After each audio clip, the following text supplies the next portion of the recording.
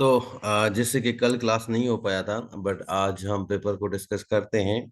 अब ये साइंस और जनरल कैटेगरी दोनों के लिए है कि दोनों को इस आज के क्लास में एक जो है गाइड मिल जाएगी, थोड़ा जो है केस मिल जाएगा कि इन दिनों में बाकी जो रह गए हैं आपके दिन, उनमें आपको तैयारी किस तरीके से करनी चाहिए पेपर की, और पेपर कैसे आ रहे हैं। तो देखें, पिछले एक साल से, मेरे ख्याल से 2000 जो है 23 से, जब से ये एसएसटी की जॉब आई थी एडवर्टाइज, तो आपको ये कहा गया जा रहा था सोशल मीडिया पे हर एक जगह पे कि नाइन्थ मैट्रिक के पढ़ लें, फर्स्ट ईयर इंटर के पढ़ लें, आपको वहां से आएगा। आपने पढ़ा भी होगा एक साल, बहुत ऐसे लोग हैं जो एक साल से पढ़ रहे होंगे, और पेपर जब देखा तो इतना आसान वो कि हमने डिफिकल्ट चीजें पढ़ी और आया आसान चीजें। तो ये इस टाइप के जो पेपर आ रहे हैं, एक्चुअल में ये मिक्सअप है। आपको आसान क्वेश्चंस भी होंगे, ग्रेजुएशन लेवल के, मास्टर लेवल के, बिल्कुल बेसिक लेवल के होते हैं हर एक सब्जेक्ट के। तो जनरल टेस्ट मैंने बताया था स्टार्ट से पहले पहले दिन से कि एसपीएससी जनरल टेस्ट लेगा। क्यों? कि यहाँ पे हर कैंडिडेट अप्लाई कर रहा है हर फील्ड का।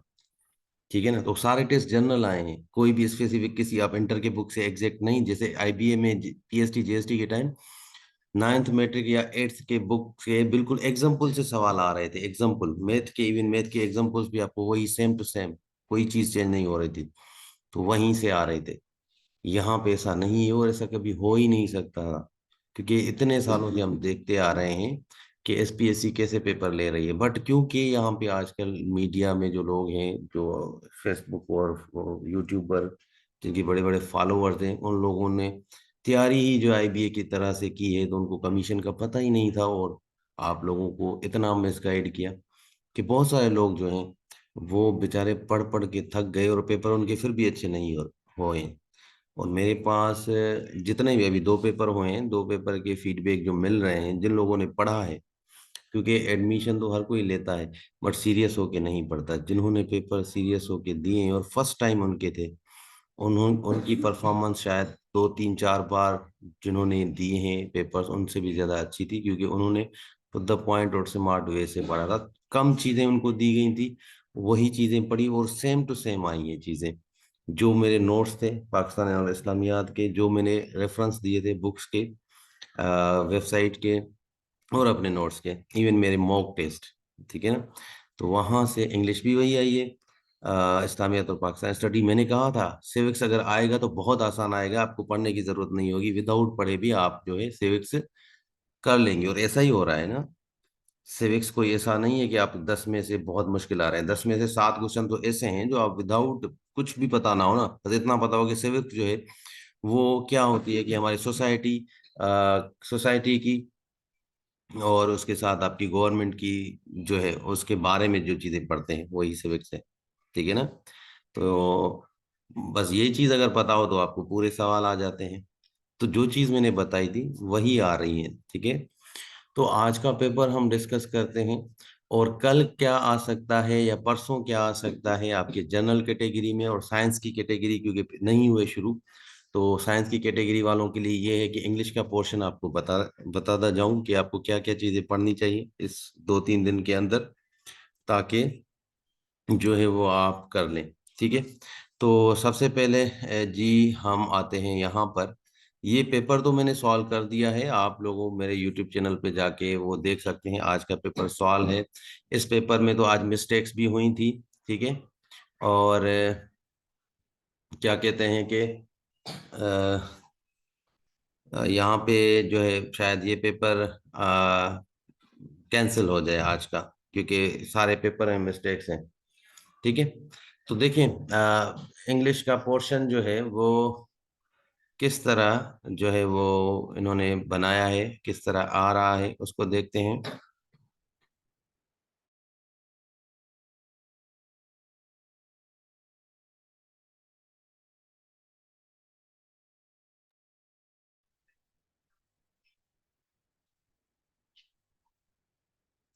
हाँ जी, तो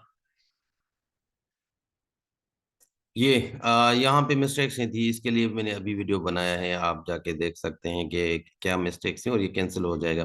तो चलें किस तरीके से ये पेपर बना रहे थे। इंग्लिश के पोर्शन की अगर बात करें तो यहाँ पे एक्टिव पैसिव आ रही है, कल एक्टिव पैसिव था और 8 क्वेश्चन तक वोकैब के थे। आज क्या किया है इन्होंने, 4 क्वेश्चन दे दिए हैं पैसिव के, दो दो डायरेक्ट इनडायरेक्ट के, नरेशन के, और एक क्वेश्चन जो है सेंटेंस टाइप है। इसका मतलब है कल जो आएगा उसमें आपको और चीजें आती जाएंगी। ये नहीं है कि जो कल आया आज जो आया वही चीज सेम आएगी, नहीं। हाँ, एक्टिव पैसिव होगा। हर पेपर में 1 से 2 सवाल हो सकते हैं, डायरेक्ट इनडायरेक्ट हो सकते हैं। अब डायरेक्ट इनडायरेक्ट में भी आगे चल के दें, पैसिव काट दें, ठीक है। और प्रपोजिशन का पोर्शन आएगा, प्रपोजिशन पढ़ना, क्योंकि अभी नेक्स्ट में प्रपोजिशन का है, जो है शायद प्रपोजिशन दे दें, या फिर आपको पार्ट्स ऑफ स्पीच पढ़ने हैं।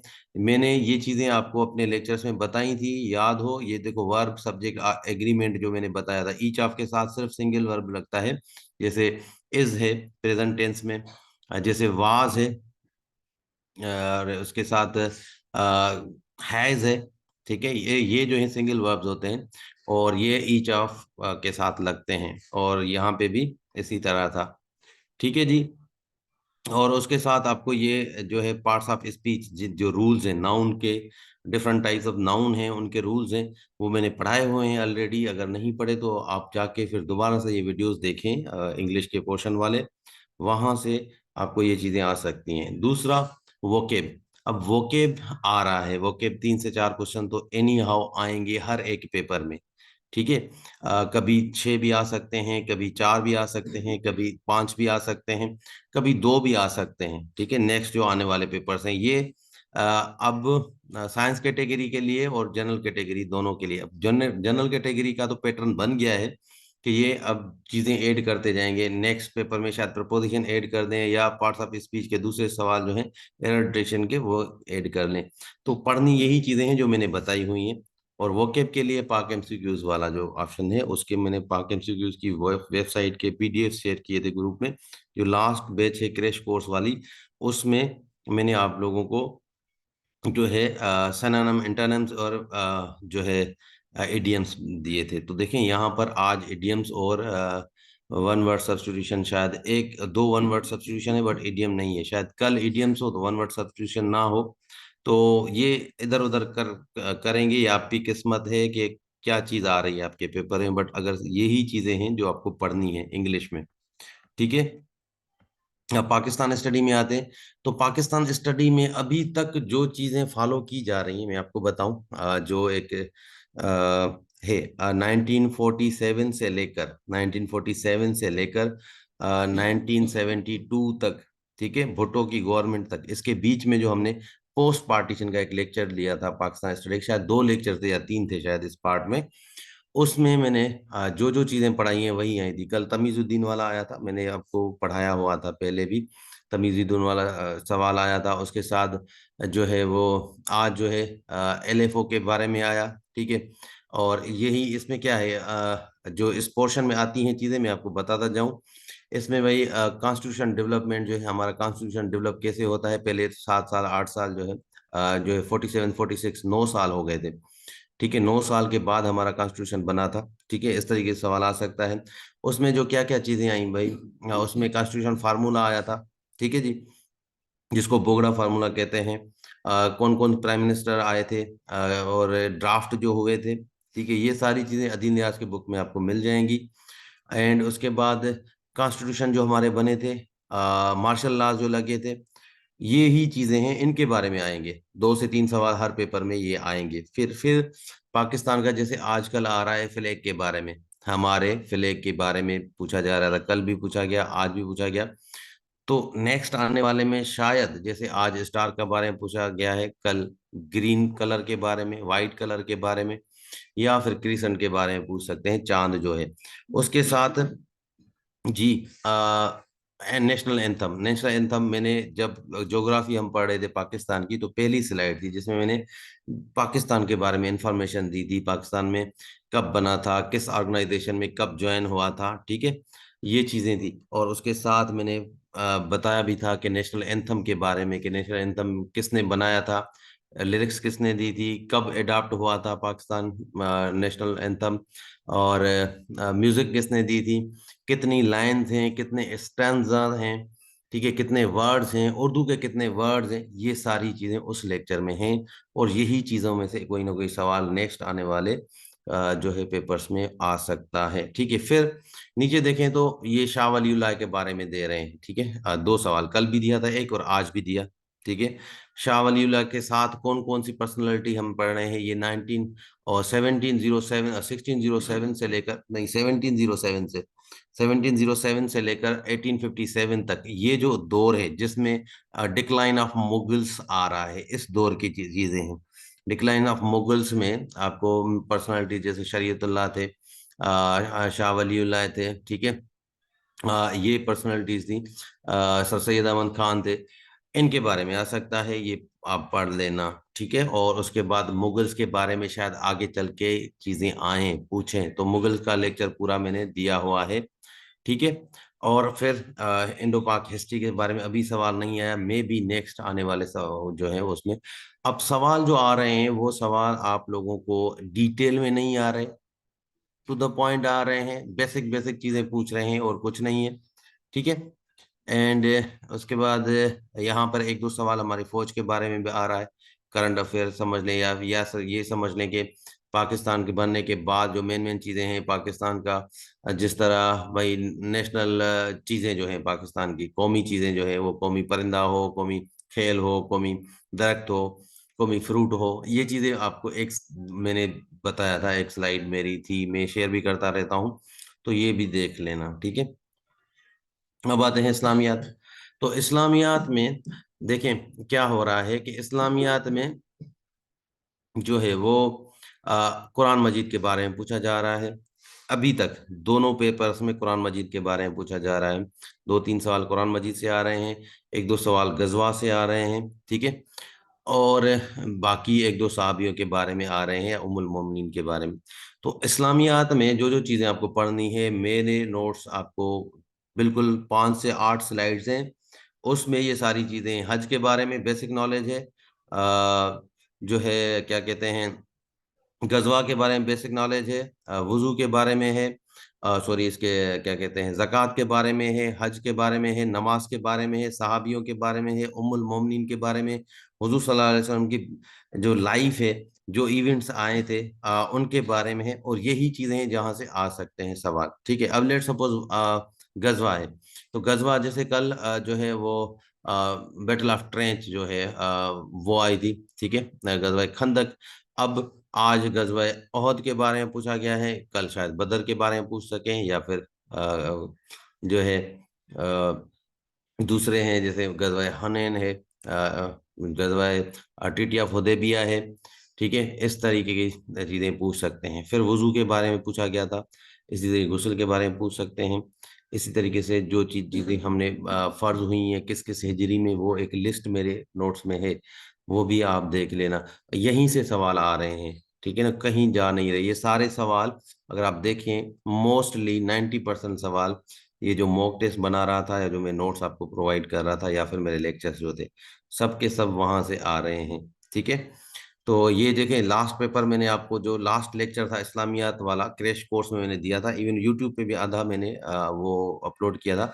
उसमें एक स्लाइड में मैंने बताया था, ठीक है ना, कि प्रॉफिट्स कितने मेंशन है, और उसके बाद मैंने नेम सूरा कितने प्रॉफिट्स के नेम पे हैं, छः छः छः सूरा जो है, 6 प्रॉफिट जो है उनके नाम भी बताए थे। ठीक है, तो ये आपको जो है पढ़नी है, और यहीं से आपका पेपर हो जाएगा इंशाल्लाह।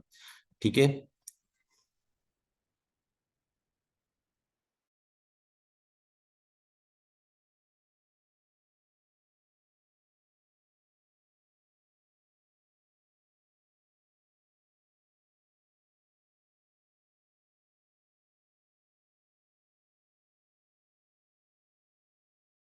आता है उम्मुल मोमिनीन के बारे में है। अब देखिए उम्मुल मोमिनीन जो है हजरत सलमा जो है, एंड में जो है इनकी डेथ हुई थी। तो ये जो है करबला के टाइम पे भी जिंदा थी। ये सवाल अक्सर पूछा जाता है कि कौन सी उम्मुल मोमिनीन जो है वो करबला के इंसिडेंट के टाइम पे जिंदा थी, तो वो हजरत उम्मे सलमा ही थी। ठीक है, फिर मक्की सूरतों के बारे में, देख कुरान मजीद के बारे में बहुत सारे सवाल पूछे जा रहे हैं। तो नेक्स्ट टेस्ट में शायद फिर कुरान मजीद के अलावा नमाज के बारे में पूछ सकते हैं। ठीक है, अहादीस के बारे में पूछ सकते हैं। फिर जी आते हैं सिविक्स में। तो सिविक्स में देखें मोस्टली जो चीज़ें हैं वो बिल्कुल आसान दी जा रही हैं, आप ना भी पढ़े तो दे सकते हैं। जैसे सिग्निफिकेंस ऑफ सिविक्स रिस्पॉन्सिबिलिटी, अब यहाँ पे ऑप्शन देखें आप, सिविक की responsibility: owning a house, contributing to well being of community, winning a sports competition, या बीइंग अ फेमस सेलिब्रिटी। अब बताएं, बीइंग ए फेमस सेलिब्रिटी, या विनिंग ए स्पोर्ट्स कंपटीशन, या ओनिंग अ हाउस, ये चीज समझ आती है आपको? ये हो सकता है सिविक को है कम्युनिटी के बारे में ना, कम्युनिटी के बारे में है, गवर्नमेंट के बारे में है। ठीक है, तो ये तो सारा जो है आपका ऑप्शन बी लग रहा है। कोई भी हो वो आराम से विदाउट पढ़े भी समझ सकता है सिविक्स एजुकेशन के बारे में। तो यहाँ पे देखें 10 सवालों में से 7 8 तो बिल्कुल ऐसे हैं जो आप ना भी पढ़े तो आ जाते हैं। बट यहाँ मैंने कल नोट शेयर किए थे सिविक्स के, आपके सारे जो है फ्री ग्रुप में भी और पेड ग्रुप में भी। तो देखिए अच्छा 2 3 सवाल जो है वहां से आए हैं, हालांकि वो सिर्फ 10 पेजेस का है, उसमें भी 2 3 सवाल सिविक के आ रहे हैं। तो पहले तो मैं नहीं दे रहा था क्योंकि मुझे लग रहा था कि इस्लामियात और सिविक्स मिक्स है, तो इस्लामियात के 7 8 होंगे, 2 3 जो है सिविक्स के होंगे, तो जरूरत नहीं पढ़ने की। बट अब ये अलग पोर्शन किया है, सिंधी को और उर्दू को ऑप्शनल किया है, तो इन्होंने सिलेबस में ही गलत लिखा था। ठीक है जी। फिर आते हैं उर्दू और सिंधी। तो उर्दू और सिंधी का मैंने जैसे बताया था, ठीक है, आपको भाई उर्दू और सिंधी का ग्रामर पढ़ाया जो गया है, वो जो आईबीए में था, कोई फ़ैल अता तर्क वगैरह, पता नहीं क्या फेमस हुआ था, उन लोग जो पागल हुए हैं ग्रामर के पीछे सिंधी के, आप जाके यूट्यूब देखें उन लोगों के, वो सिंधी के ग्रामर पढ़ा पढ़ा के पागल कर दिया था बच्चों को। और देखिए ग्रामर आया ही नहीं। मैंने पहले दिन से कहा था कमीशन में ग्रामर, हम सीएसएस पीएम में से इतने एग्जाम्स दिए हैं, कभी ग्रामर आया ही नहीं। फिर क्या आता है, सिर्फ लिटरेचर आता है। ठीक है ना, लिटरेचर या हिस्ट्री सिंध की, या सिंध का जीके, वही चीज आ रही है ना 2 दिन से आप देख रहे हैं। तो ये लिटरेचर ही पढ़ना है जो मैंने दिया था आप लोगों को, सिंधी हो या उर्दू हो, दोनों में। ठीक है, और ये उर्दू और सिंधी दोनों के लिए ये अच्छा हो गया कि जो लोग परेशान थे कि सिंधी जिनको नहीं आ रही थी, एटलीस्ट वो उर्दू अटेम्प्ट कर सकते हैं। ठीक है जी। तो यहाँ तक था आज का आप लोगों का जो है वो क्या कहते हैं कि क्लास। और कोई चीज पूछनी हो, कोई सवाल पूछना हो तो आप पूछ सकते हैं।